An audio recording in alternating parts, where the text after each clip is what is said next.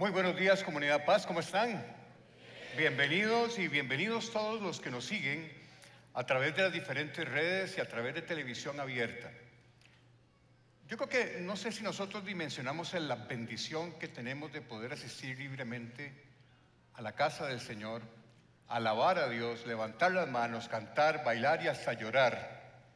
La presencia del Espíritu Santo aquí se mueve en medio de la alabanza y de la adoración de una manera muy especial. Así que quiero invitarlos a los que nos siguen a través de las redes sociales y a través de televisión abierta a que nos acompañen y que tengan esta experiencia junto con nosotros. ¿Qué les parece si los recibimos con un gran aplauso a todos los que nos van a seguir acompañando en adelante? Ese aplauso es para que usted venga. Bien, vamos a iniciar con lo que el Señor puso en mi corazón compartir con ustedes el día de hoy. Para eso les voy a pedir que por favor digan conmigo: me dispongo a ser enseñado y amonestado con el propósito de presentarme maduro delante del Señor. La gracia del Señor abre las puertas y el carácter las mantiene abiertas. Hace 15 días nuestro pastor, don Alejandro, nos dio una enseñanza maravillosa que si usted no estuvo aquí o no la ha visto, les recomiendo de verdad, por favor búsquenla en nuestras redes, búsquenla en YouTube. Se llama Un Toque Extraordinario. Una prédica maravillosa de un evento que ocurrió al norte de Israel, al lado del mar de Galilea, cuando Jesús sana a una mujer con hemorragia. Esa enseñanza es una enseñanza maravillosa, les recomiendo que la busquen, porque la enseñanza que les voy a dar hoy es la segunda parte, es la continuación de esa enseñanza. Porque esa historia que nos contó don Ale, los evangelistas la introducen en medio de otra historia. Eso, el que hace principalmente eso es en el Evangelio de Marcos, y eso los académicos le han llamado una intercalación. Es cuando el evangelista está narrando una historia, mete en el centro de esa historia otra que pareciera no tener nada que ver con la anterior y termina con la historia original. Esa intercalación, cuando uno la ve toda, cobra una dimensión distinta, porque estos eventos que el evangelista une en una sola historia tienen muchas cosas en común que nos llevan a profundizar un poco más en el mensaje. Don Ale habló hace 15 días del episodio que está en el centro de los otros dos. Es el sándwich, es como la torta de carne de la hamburguesa. Yo les voy a hablar de las dos tapas, de la tapa de carne al principio, de la tapa de pan y la otra tapa de pan, para que veamos cómo complementamos esto con la extraordinaria enseñanza que recibimos hace 15 días. El título que le puse a esta enseñanza es un poco llamativo. Se llama, para los que tienen conocimiento del mundo hospitalario, van a entender de qué se trata. La enseñanza se llama Código Azul. ¿Qué es un código azul y por qué le puse así a esta enseñanza? En los hospitales utilizamos códigos para transmitir un mensaje masivo a través de los altoparlantes de todo el hospital para comunicar que está ocurriendo un evento que para el personal hospitalario es importante, pero que no queremos alarmar a la gente que no es del hospital. Por ejemplo, si ustedes oyen voceando por los altoparlantes, código rojo, en algún lado es que hay un incendio ahí. Así que si ustedes oyen código rojo, salgan volados. Pero hay un código que a todo el mundo le para el pelo, que es el código azul. El código azul significa que una persona está en paro cardíaco. Esa persona está muriendo. Y cuando se oye por los altoparlantes de los hospitales, código azul en recuperación, código azul en emergencias, código azul en unidad de cuidado intensivo, es que ahí se está muriendo una persona. Y eso activa un mecanismo de emergencia en donde todo el mundo corre, y hay gente designada para eso. Corren los intensivistas, corren los anestesiólogos, corren los emergenciólogos, corren las enfermeras con el carrito de paro, corre el de laboratorio, corre el de rayos X, corre todo el mundo para tratar de llegar a tiempo y salvar de la muerte a esa persona. Eso es un código azul. Si usted está en un hospital, en un pasillo, y oye, código azul, mi recomendación es que se haga a un lado, pues eso lo llevan en banda. Todo el mundo corre. Y en los evangelios hay dos momentos en que a Jesús le activan un código azul. Uno es este que vamos a estudiar el día de hoy. Y quería explicarles el título porque es importante para lo que vamos a desarrollar. Así que el texto inicia. Quiero que veamos esta enseñanza como una obra de teatro, ¿les parece? Vamos a dividir esta obra de teatro en 3 actos. Se abre el telón, no es un chiste, se abre el telón y aparece el primer acto. Al primer acto le puse por título, se activa el código azul. Y veamos qué es lo que está pasando. Lo encontramos en el Evangelio de Marcos, en el capítulo 5, en los versículos 21 a 24. Y pueden leer conmigo en la pantalla. Cuando Jesús pasó otra vez en la barca al otro lado, se reunió una gran multitud alrededor de él, así que él se quedó junto al mar. ¿De qué mar estamos hablando? Del mar de Galilea, en Capernaum, al norte. Y vino uno de los oficiales de la sinagoga llamado Jairo, y al verle se postró a sus pies y le rogaba con insistencia diciendo: mi hijita está al borde de la muerte, te ruego que vengas y pongas las manos sobre ella para que sane y viva. Jesús fue con él y una gran multitud le seguía y le oprimía. Veamos qué está pasando en esta primera escena de esta obra de teatro. ¿Quién era Jairo? Jairo, dice la palabra, era un oficial de la sinagoga de Capernaum. Un oficial de la sinagoga no era un religioso, no era ni un escriba ni un fariseo. Un oficial de la sinagoga era una persona laica de la comunidad que gracias a su liderazgo, gracias a su carácter, gracias a su devoción religiosa, lo pusieron como encargado de supervisar las actividades de la sinagoga. No era una persona religiosa, pero tenía un contacto directo con ellos. Digamos que era como el administrador de las actividades culticas que ocurrían en la sinagoga. Así que pueden ustedes comprender que Jairo era una persona no solamente archiconocida, sino muy respetada, una persona con un don de liderazgo y además con una gran y ferviente devoción religiosa, sin ser un religioso. Ese era Jairo. Y aquí, con toda seguridad podemos decir y afirmar que Jairo sí tenía que tener una relación muy estrecha con sus jefes. ¿Quién eran sus jefes? Los fariseos, los religiosos de la sinagoga de Capernaum. Y noten que en este momento de la vida pública de Jesús, ya Jesús había tenido por lo menos 3 controversias serias con los religiosos de Capernaum. Lo adversaban a Jesús y lo rechazaban abiertamente.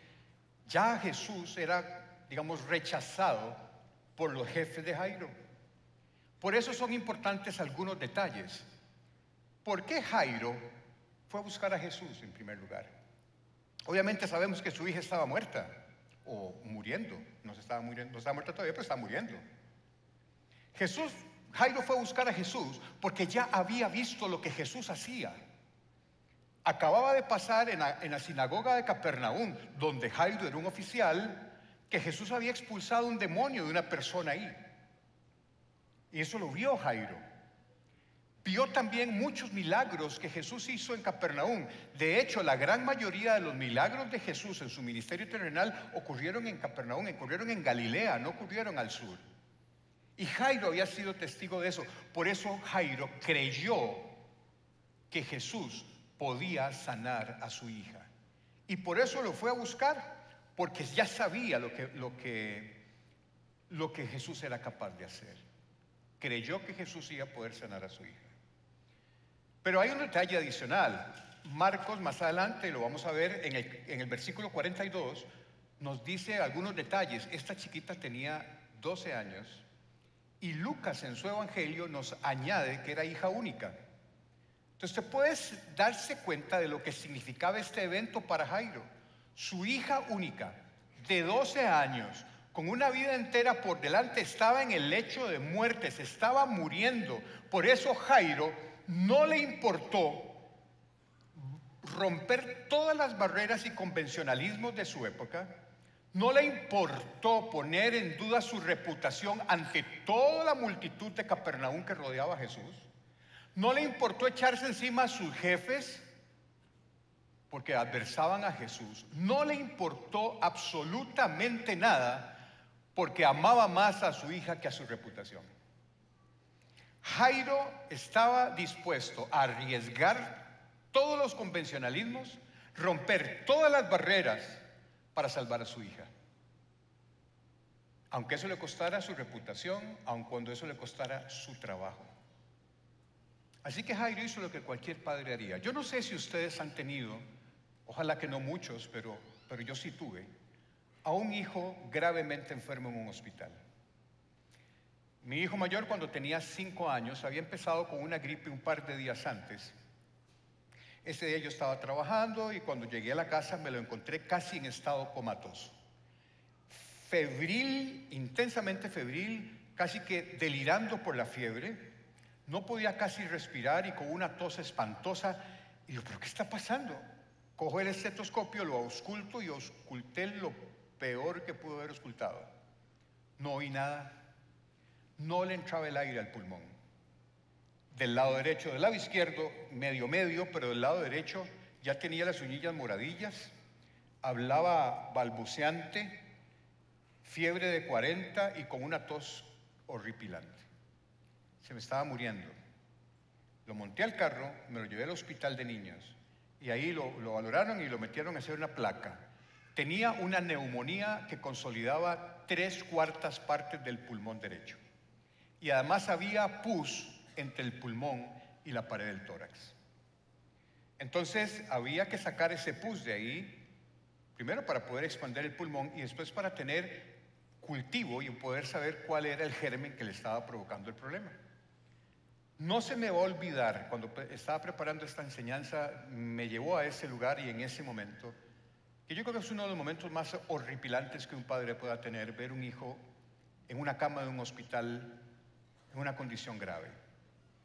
Me acuerdo de mi hijo sentado en la cama, yo sosteniéndolo para que el médico le punzara el tórax sin anestesia para sacar el pus que había en la periferia del pulmón. La aguja que el colega utilizó, yo le recuerdo que era como de aquí hasta allá. Y mi hijo me decía, papi, me duele. Y yo decía, mi amor, no se mueva. Es que si te mueves 1 milímetro, la aguja puede perforarte el pulmón y ahí sí que la arreglamos. Y yo lo sostenía, él temblaba de miedo, de fiebre, de frío, y yo temblaba porque las piernas no me las aguantaba. Y mi hijo decía, me duele, no se mueva, mi amor, no se mueva. Y yo diciendo, ay, que saca rápido esa aguja. Tengo que serle sincero, eso ocurrió hace más de 27 años. Yo en ese momento no conocía al Señor, pero era papá. Y yo quería estar en el lugar de mi hijo. Si yo pudiera dar lo que fuera porque mi hijo estuviera de pie y yo en esa cama lo hubiera dado. Lo mismo hizo Jairo. No le importó romper cualquier convencionalismo. No le importó que se murmurara de él, de inclinarse, hincarse delante de Jesús y rogar con insistencia que fuera a su casa, porque él sabía que si le ponía las manos a su hijita no se iba a morir. Eso hizo Jairo. Por eso yo lo entiendo muy bien, porque yo en su posición hubiese hecho lo mismo. Y aquí se cierra el telón del primer acto y abrimos el telón del segundo acto. El segundo acto le puse por título un retraso inesperado, incomprensible y exasperante. Este segundo acto fue de lo que habló don Ale hace 15 días. No lo voy a tocar porque realmente la enseñanza de don Ale fue espectacular y sería casi como ofensivo que yo tratara de añadir algo. Pero sí necesito tocar algunas cosas para entender el macro de lo que está pasando aquí. Cuando Jesús caminaba hacia la casa de Jairo, dice la palabra que iba rodeado y apretujado por un montón de gente, por una multitud, dice la palabra. Y en ese caminar Jesús se iba dirigiendo a atender un código azul. y se detiene a hablar con una señora. Y yo, ¿cómo? ¿Sí? En lugar de andar como anda uno, como loco en un hospital, jalando tarros y todo para llegar donde está el que se está muriendo, Jesús no podía caminar rápido porque iba rodeado por una multitud y se detiene a hablar con una señora en medio de una emergencia como esa. Vean lo que pasa. Marcos 5, 25, 27. Y una mujer que había tenido flujo de sangre por 12 años y había sufrido mucho a causa de muchos médicos, es que los médicos, ¿verdad? Y había gastado todo lo que tenía sin provecho alguno, háganme el favor, o sea, está bíblico esto, sino que al contrario había empeorado. Cuando oyó hablar de Jesús, se llegó a él por detrás entre la multitud y tocó su manto. Miren, en la Biblia no sobran palabras. ¿Cuántos años tenía la chiquita de Jairo que se estaba muriendo? ¿Y cuántos años tenía esta mujer de tener un sangrado menstrual? ¿Qué significa eso? Que es muy probable que en el año en que la hija de Jairo nació, esta mujer se enfermó. Y sus vidas y sus historias se desarrollaron por separado hasta que las dos se toparon con Jesús y quedaron unidas para siempre.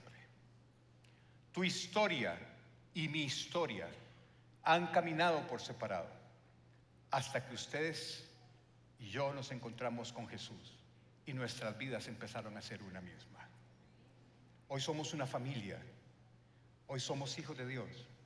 Tu historia y la mía caminaron por separado, pero nos une un encuentro con Jesús, como sucedió con estas dos personas que durante 12 años no se conocieron, pero en ese instante quedaron unidas por Jesús. Y Dios había arreglado las cosas de forma tal que la enfermedad de esta señora hiciera crecer la fe de Jairo. Y les voy a explicar por qué. Esta mujer, y en eso no me voy a detener mucho porque fue la enseñanza de don Ale, pero sí quiero llamar la atención en algunos detalles. Esta mujer no solamente tenía un problema médico de sangrado, es que en la ley levítica, en la ley hebrea, una mujer que tenía sangrado menstrual estaba ceremonialmente impura. ¿Qué significa eso? No era que era pecadora, era que no podía acercarse al templo a adorar, no podía participar de ninguna actividad y cualquier persona que la tocara también quedaba ceremonialmente impura. Entonces esta señora tenía 12 años de no recibir un abrazo, de no tocar la mano de nadie, de no poder ir al mercado a comprar cosas, además de que estaba sangrando, la vergüenza de tener una regla 12 años, probablemente ahí viene la sangrona. Hasta culpa de no poder adorar a Dios en el santuario y encima limpia porque los médicos le quitaron toda la plata. Esa era la situación de esta señora. Era una situación de absoluta desesperanza. ¿Y qué hace esta mujer? Lo mismo que hizo Jairo.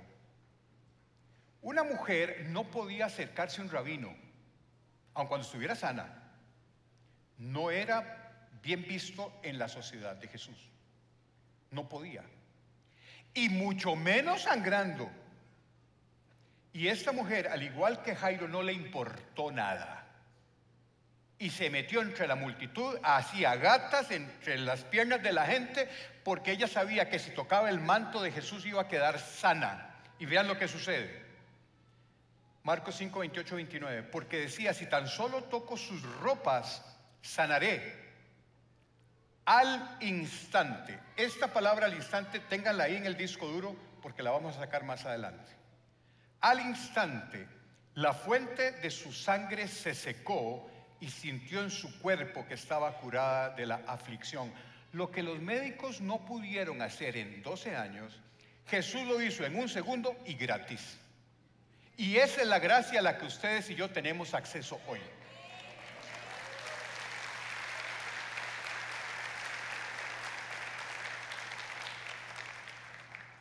Pero lo que sigue a continuación es absolutamente extraño. Son de esas cosas que la palabra nos dice que desafían la lógica humana. Lo que sigue a continuación es absolutamente extraño. Y en este pasaje, en lo que sigue, Dios está desafiando la lógica humana. ¿Qué pasó? No olvidemos el contexto. Jesús va a resolver un código azul. Va camino a la casa de Jairo. Va rodeado de un montón de gente que lo está trazando. Pero hay una niña que se está muriendo. No hay tiempo que perder. No hay tiempo que perder. La chiquita se está muriendo. Pero en medio de esa circunstancia de código azul, Jesús decide detener a toda la multitud y preguntar que quién lo tocó. Vean qué extraño. Marcos 5, 30, 32. Y enseguida Jesús, dándose cuenta de que había salido poder de él, volviéndose entre la gente, dijo: ¿quién ha tocado mi ropa? Y sus discípulos le dijeron: ¿ves que la multitud te oprime y dices quién me ha tocado? Mire, si esto hubiese ocurrido en la Plaza de la Cultura hace una hora, lo que la gente le hubiera dicho es: ¡al chile! ¿De verdad? ¿Quién te ha tocado? Si te traen a empujones, ¿cómo que quién te ha tocado? Si te ha tocado toda la multitud.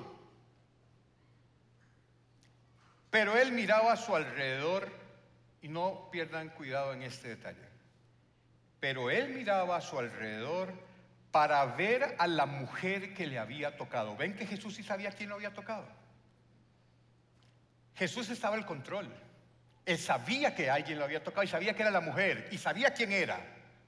La pregunta es: ¿por qué paró a la multitud en medio de un código azul para buscar a una mujer que él sabía quién era para exponerla en público? Precisamente por eso. Precisamente por eso. Jesús quería que todos supieran que esta mujer estaba sana. Veamos el versículo 33. Entonces la mujer, temblorosa y temerosa y temblando, dándose cuenta de lo que le había sucedido, vino y se postró delante de él y le dijo toda la verdad en público. Todo Capernaum estaba ahí. Y Jesús le dijo: hija, póngase en el papel de esta mujer. Tiene 12 años de estar alejada de todo el mundo, no puede adorar a Dios, no puede acercarse al santuario. Y Jesús le dice: hija. Ya empezando por ahí, vean la ternura del Señor, donde le dice hija, pero le dice: tu fe te ha sanado, vete en paz y queda sana de tu aflicción. ¿Oyó Capernaum? Jesús lo que está haciendo es anunciándole a todos que esta mujer está restaurada totalmente. Ya no sangra, ya no es impura ceremonialmente. Jesús la levanta ante todo el pueblo para decir: esta es una nueva mujer y ya puede adorar a Dios y puede tener contacto con ustedes, puede ir al mercado con sus amigas, la pueden abrazar, la pueden besar, porque esta mujer ya yo la sané. Y cuando Jesús te sana integralmente.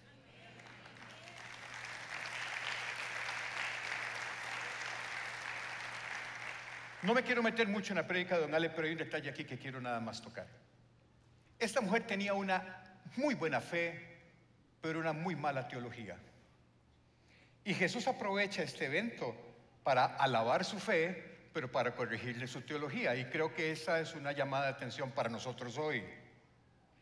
Porque, ¿qué es lo que decía la mujer que le iba a sanar? A ver si están despiertos. Si tocaba la ropa de Jesús. Ella decía: si yo toco el manto de Jesús, quedo sana. Pero Jesús le dice: tu fe te ha sanado. Jesús le dice: mire, no es tocando mi ropa.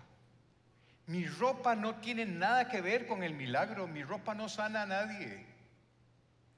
Lo que te ha sanado y restaurado tu vida es tu fe en mí. Mucha gente hoy tiene fe en la fe. Y eso es un error. Creo entender que ese error viene de una mala interpretación de un texto bíblico que está en el Evangelio de Mateo. Esto es Jesús hablando. Y dice así, Mateo 17:20. Esto es Jesús diciendo lo siguiente: ustedes no tienen la fe suficiente, les dijo Jesús.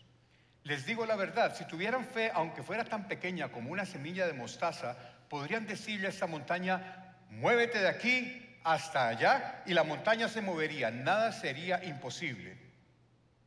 Tener fe en la fe es creer que si yo tengo suficiente fe y le digo a la montaña que se mueva, esa montaña se va a mover. Tu fe no mueve la montaña. Quien mueve la montaña es Cristo a través de tu fe. La fe tiene que estar en Jesús, no en la fe misma. Y eso es lo que Jesús le está diciendo a esta mujer. No es mi ropa la que sana, es tu fe en mí.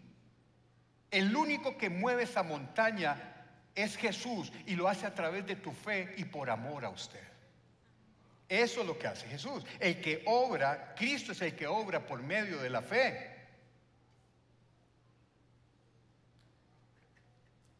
Pero quiero ahora sí ya cambiar el foco. Hemos estado hablando de la mujer, y de esto, por favor, vean la prédica de don Ale, que es espectacular. Pero en medio de esto, ahí está Jairo. Ahí está Jairo angustiado porque Jesús no se mueve, porque su hijita se está muriendo, porque está hablando con una señora que le curó un sangrado que tenía 12 años, no se estaba muriendo por eso, y su hija sí estaba en un lecho de muerte, y ahí estaba Jairo. Volvamos la mirada hacia Jairo. Jairo debía estar desesperado, o sea, angustiadísimo, porque su hijita estaba muriendo. La multitud no permitía que Jesús pudiera moverse más rápido, y encima una mujer le para el camino, y Jesús decide quedarse a hablar con ella. Detenerse y conversar con esta mujer en esta situación de código azul no solo parece irracional, sino hasta parece irresponsable desde la lógica humana, ¿no les parece? Miren, les quiero poner un ejemplo. Imagínense que yo esté en emergencias del hospital y llega una ambulancia botando puertas, sirenas y toda la cosa, y me traen una chiquita de 12 años en paro cardíaco. ¿Sí? Y ahí estaba una señora que tiene una enfermedad crónica desde hace 12 años, y yo, por atender a esta señora, se me muere la chiquita. ¿Qué harían los padres de la chiquita? ¿Me acusan por negligencia? ¿No es cierto? O sea, que desde el punto de vista de la lógica y la racionalidad humana, lo que hizo Jesús no es lógico. No es lógico. Pero hay un detalle muy importante.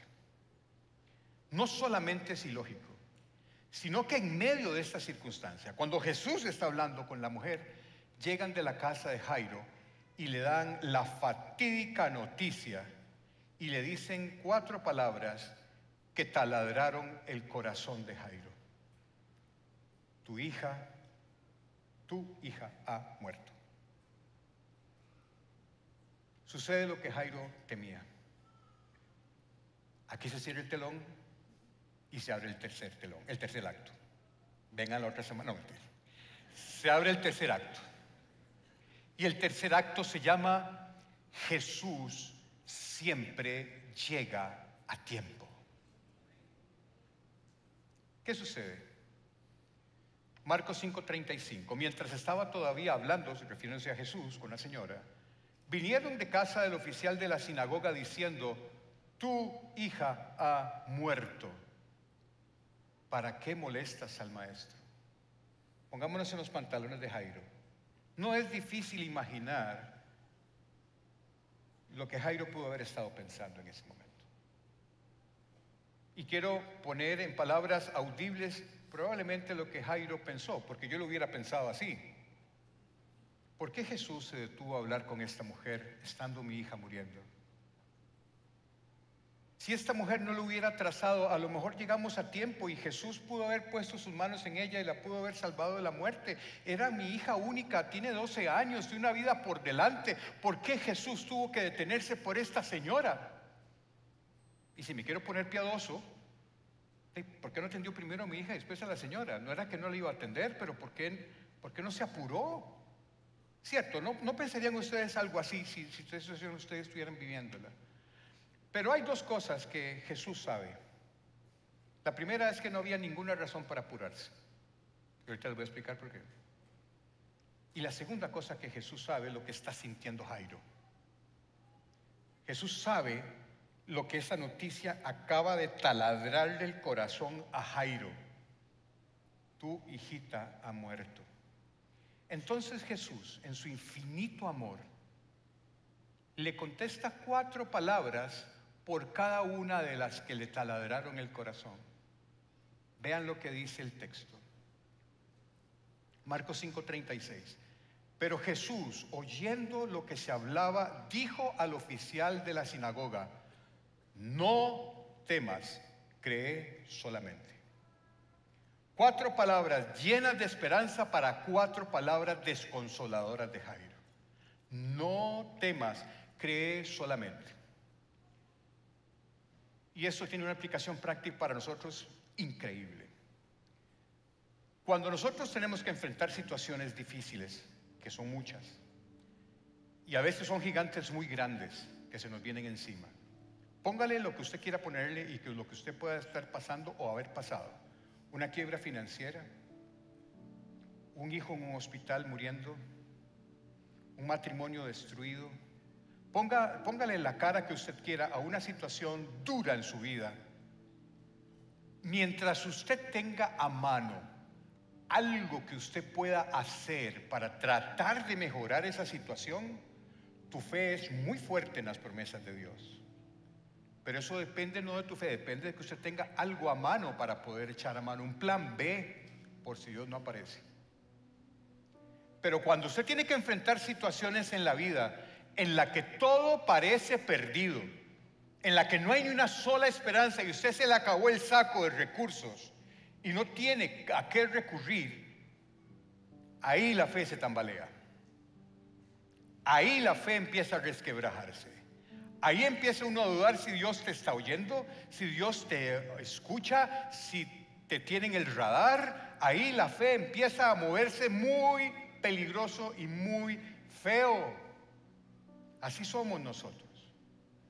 Lo que Dios utiliza en esta enseñanza es para decirnos que Dios utiliza este tipo de circunstancias en donde todo parece perdido para magnificar su poder y su gracia de una manera extraordinaria, que cuando Él aparezca en escena, la bendición que usted va a tener en su vida sobrepasa cualquier expectativa que usted haya podido tener. Estas circunstancias Dios las utiliza para hacer magnífico su poder y para bendecirte de una manera que usted jamás hubiese imaginado que pudiese ser. Que no hubiese usted podido conocer ese poder de Dios a no ser que hubiese tenido que pasar por esa circunstancia. Así es como actúa Dios. Sea lo que usted esté pasando, no sé qué será. No sé qué circunstancia parece ya estar todo perdido o a punto de perderse. No olvide, Jesús es confiable y siempre llega a tiempo. Siempre llega a tiempo. Lo interesante es que pese a toda esta cosa que a Jairo le pasó, que le dijeron que ya su hijita estaba muerta, de las 4 palabras que le destrozaron el alma, sí creyó en las 4 palabras que le dio Jesús. ¿Por qué lo digo? Porque siguió con Jesús hacia su casa. Lo invitó a su casa. Dijo, vamos, sigamos. Vea cómo sigue el texto, Marcos 5, 37, 38. Y no permitió que nadie fuera con él, Jesús. No permitió que nadie más fuera con él. Solo iban Jesús, Pedro, Jacobo y Juan, el hermano de Jacobo. Fueron a la casa del oficial de la sinagoga. Y Jesús vio el alboroto y a los que lloraban y se lamentaban mucho. En la sociedad de Jesús existían lloronas profesionales. Sí. Eran mujeres que les pagaban por ir a llorar a los funerales de las personas importantes. Se llaman plañideras. No sé la tarifa, si era más caro si se desmayaban o si pegaban gritos se cobraban más. El tema es que les pagaban por ir a llorar en un funeral de personas importantes. Y Jairo era una persona importante. Y estaba lleno de plañideras haciendo un alboroto y todas llorando y cobrando el sueldo.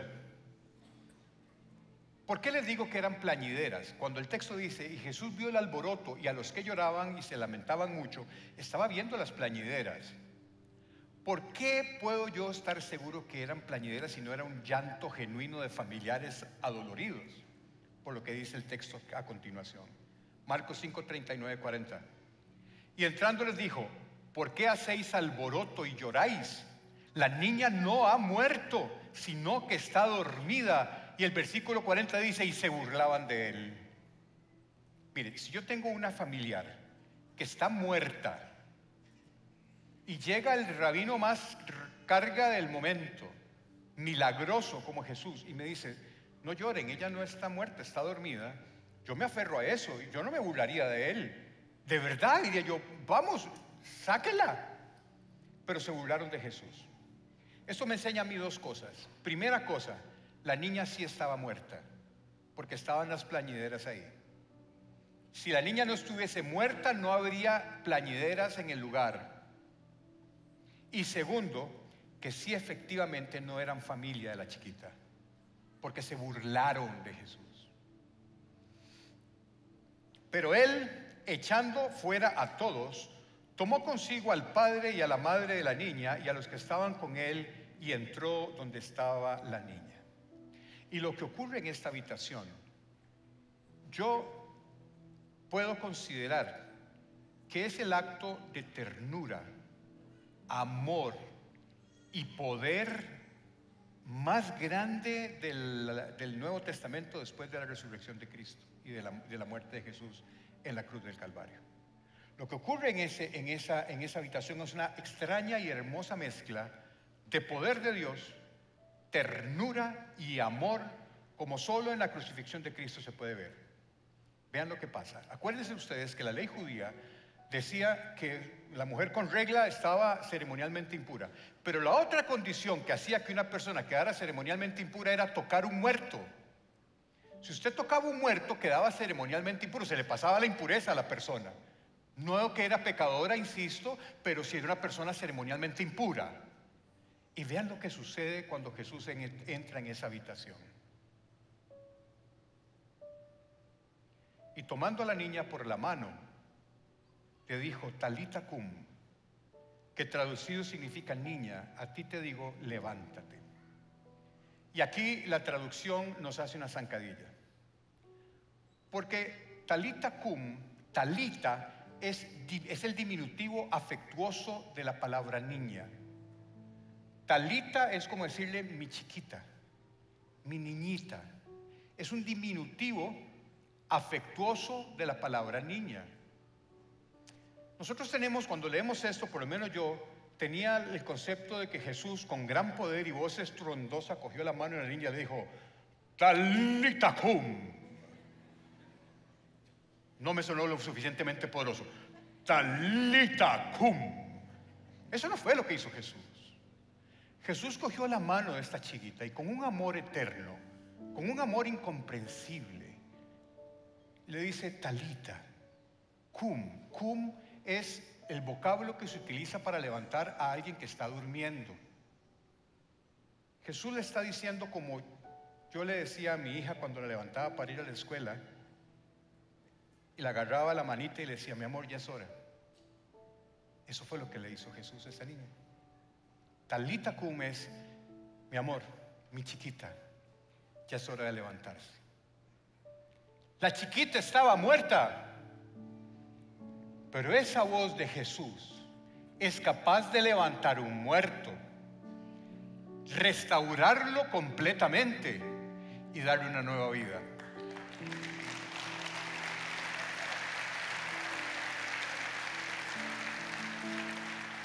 Y vean qué belleza lo que sucede a continuación. Al instante la niña se levantó. Al instante, ¿se acuerdan que les dije guarden esa palabra en el disco duro? Al igual como cesó el flujo de sangre en la mujer, al instante la chiquita se levantó. Es la misma palabra. Al instante la niña se levantó y comenzó a caminar, pues tenía 12 años. Y al momento se quedaron completamente atónitos. Por supuesto, yo hubiera salido en carrera. Entonces Jesús les dio órdenes estrictas de que nadie se enterara de esto y ojo, y dijo que le dieran de comer a la niña. ¿Cómo? O sea, acaba de resucitar un muerto y lo primero que hace Jesús es decirle que le den de comer. ¿Cómo se explica esto? Esta niña murió probablemente después de una enfermedad, de una agonía de algunos días en donde no comía. Esta niña murió, pero era una niña de 12 años. Dígame qué adolescente de 12 años no come más que una lija nueva. Cuando Jesús la levanta de la muerte, no solo la restaura físicamente, sino que la restaura integralmente y se preocupa hasta porque la chiquita tiene hambre. Eso es lo que hace Jesús cuando toca la vida de una persona. Te transforma en todo tu ser y se preocupa por cada detalle. Eso es lo que hace Jesús cuando te restaura. Se preocupa de cada detalle. Denle de comer. Esta chiquita tiene hambre y ya está sana. Es una vida nueva. Es una vida restaurada por Jesús, así como su vida y la mía han sido restauradas por el poder de Cristo que mora en nosotros a través del Espíritu Santo. Esto es una mezcla extraña de ternura, amor, cuidado. Es una maravilla de amor el que se ve en esta escena, en este acto. Miren, para terminar, ¿qué significan estos dos milagros? Estos dos milagros son la síntesis del mensaje central del Evangelio. Son la síntesis del mensaje central del Evangelio. Jesús tuvo que entrar en contacto con tu impureza y con la mía para que por medio de Él seamos purificados. Cuando la mujer con el flujo de sangre tocó a Jesús, no le transmitió su impureza a Jesús. Más bien Jesús le transmitió sanidad y su impureza quedó limpia. Lo mismo sucedió con la hija de Jairo. En vez de contaminarse Jesús por tocar un muerto, el toque de su mano hizo que la niña volviera a vivir. Espiritualmente hablando, nosotros estamos igual que estos dos casos. Estábamos muertos en nuestro pecado, impuros delante de Dios, hasta que nos topamos con Jesús. Y a través de un toque de Él, nosotros no lo contaminamos, sino que Él nos restaura a una vida nueva que hoy tenemos en Él. Esa es la esencia del Evangelio. Estábamos muertos en el pecado y somos impuros a causa de nuestros pecados. Pero así como la hija de Jairo y esta mujer no podían curarse por ellas mismas, ni la hija de Jairo podía resucitar por ella misma, ni la mujer de sangre había podido curar su enfermedad por ella misma. Nosotros hay cosas que absolutamente no podemos hacer, y una es restaurar nuestra relación con Dios, y eso solo lo puede hacer Jesucristo. Eso solo lo puede hacer Jesucristo.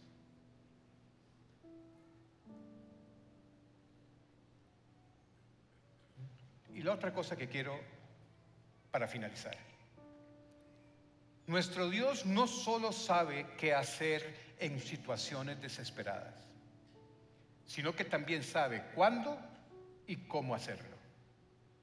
Esta tardanza de Jesús fue intencional, porque fue por amor a Jairo. Si Jesús está tardando en tu vida, es por amor a usted, porque te va a dar algo mucho más impresionante y más grande de lo que le estás pidiendo en este momento. Vean ustedes que Jairo llegó a Jesús a rogarle sanidad a su hija, y por este retraso intencional de Jesús, Jairo fue testigo de una resurrección. Si el Señor se está atrasando en tu vida, es porque tu reloj y tu agenda no caminan al ritmo que camina el reloj y la agenda de Dios. Caminan diferente. Tu reloj camina a una velocidad distinta a la velocidad del reloj de Dios. Y muy pocas veces tu agenda coincide con la agenda de Dios. El reloj de Jairo decía apúrese. El reloj de Dios decía hay tiempo. Y te voy a restaurar y verás mi gloria y verás mi bendición, y me darás la gloria a mí, y yo te daré la bendición más grande que jamás pudiste haber imaginado. Pero en mi tiempo, dice Dios, no en el tuyo, porque en mi tiempo es perfecto. Y las bendiciones que te voy a dar son perfectas, son abundantes, son integrales, va a afectar todas las esferas de tu vida, pero en el tiempo correcto de Dios, que a veces a nosotros, igual que a Jairo, nos parece una eternidad. Pero Dios sabe cómo, sabe cuándo y sabe de nuestras situaciones. No le son ajenas, pero Él actuará en la vida de nosotros en el momento en donde su gloria se va a manifestar de una manera que usted no hubiese podido verla si no hubiese tenido que tener ese tiempo de espera. Ustedes se acuerdan de José, la historia del Génesis. José, que terminó en la cárcel porque no le dio pelota a la esposa de Potifar y lo malinformaron y el pobre quedó en la cárcel ahí. ¿Ustedes se acuerdan quién eran los compas de cárcel de José? Era un copero y un panadero. ¿Se acuerdan? El copero del rey y el panadero del rey. Tuvieron un sueño y José los oyó hablar y le dice: miren, si ustedes quieren, me cuentan el sueño y mi Dios se los va a explicar. Y le cuenta el copero el sueño y se lo interpreta a José y le dice: en 3 días saldrás de la cárcel, el rey te reincorporará a su servicio, pero cuando eso suceda le dice: hágame un favorcito, háblele bien al rey de mí. Acuérdese que yo estoy aquí en la cárcel injustamente, dígale que me saque. ¿Y qué pasó? Se le olvidó al copero y no le dijo nada al rey. ¿Qué pudo haber sentido José en ese momento? Se olvidó de mí. Pero ese olvido Dios lo tenía agendado. Porque ¿qué hubiese pasado si José hubiese salido de la cárcel en ese momento? ¿Quién hubiese llegado a ser José? Un expresidiario más en Egipto. Pero esa espera que Dios permitió que José tuviera en la cárcel hizo que de ahí saliera siendo el segundo hombre más poderoso del imperio más poderoso en ese momento de la tierra. Dios, si se está cargando con usted, es porque te va a levantar de una manera que usted no tiene ni siquiera la más remota idea de la enorme bendición que vendrá a su vida, pero en el tiempo correcto de Dios. La fe solo se fortalece usándola. La fe no crece por generación espontánea. La fe es para usarla. Y es en el momento de la prueba, donde todo parece perdido, en donde nuestra fe en las promesas tiene que fortalecerse. Recuerden, Dios siempre nos dará lo que necesitamos. Siempre. Aun cuando no siempre sea lo que queramos. Dios siempre te dará lo que es mejor para su gloria y para el bien de su pueblo. Amén. Cierren los ojos un segundo, vamos a orar. Padre, en el nombre de Jesús, Señor, te damos gracias por tu inmenso amor. Te damos gracias porque estos actos de amor que vemos en la palabra, hoy los sentimos nosotros directamente cuando confiamos en ti. Padre, te damos gracias porque sabemos que tu misericordia se renueva cada día. Pero también sé que estás pendiente de mis circunstancias, que no te son ajenas. Pero también sé, Señor, que a través de ellas tu gloria se va a manifestar en mi vida. Señor, te pido que me llenes con tu Espíritu Santo, que yo sea capaz de fortalecer mi fe en la espera paciente de que tú aparezcas en escena y renueves mi vida y me transformes cada vez más a la imagen perfecta de tu Hijo. Padre, sé que estas circunstancias que estás permitiendo que ocurran en mi vida tienen un propósito mayor. Hoy ese propósito, Señor, yo lo acepto y te doy gracias por eso, porque sé que irás transformándome cada vez para que me parezca más a Jesús, tu Hijo, y menos a mí. Señor, gracias por tu amor. Hoy me entrego a ti, Señor Jesús, como mi Señor y Salvador. Te doy mi vida, mis problemas, mis circunstancias, para que te glorifiques en medio de ellas. Dice Salmo 50, haz de la gratitud tu sacrificio a Dios. Cumple con los mandamientos que has prometido. cuando tengas problemas, llámame, que yo te rescataré y tú me darás la gloria. En el nombre de Cristo Jesús. Amén y amén. Por favor, voy a poner, por favor, pónganse de pie para darle la bendición final, por favor. Y si pueden levantar sus manos al cielo, porque vamos a recibir una enorme bendición del Señor hoy en la mañana. Que el Señor te bendiga y te guarde de todo mal. Que el Señor responda a tu clamor en tiempos de dificultad. Que el Señor te mire con agrado y extienda sobre ti su amor. Que el Señor te muestre su favor y te dé de su paz que sobrepasa todo entendimiento. Que el Señor te conceda los deseos de tu corazón y haga que todos tus planes tengan éxito. Que la gracia del Señor Jesucristo, el amor de Dios y la comunión del Espíritu Santo sea sobre tu vida y familia ahora y siempre, en el nombre de Jesús. Y la como dice, amén. Muy buenos días. Muchas gracias. El Señor los bendiga.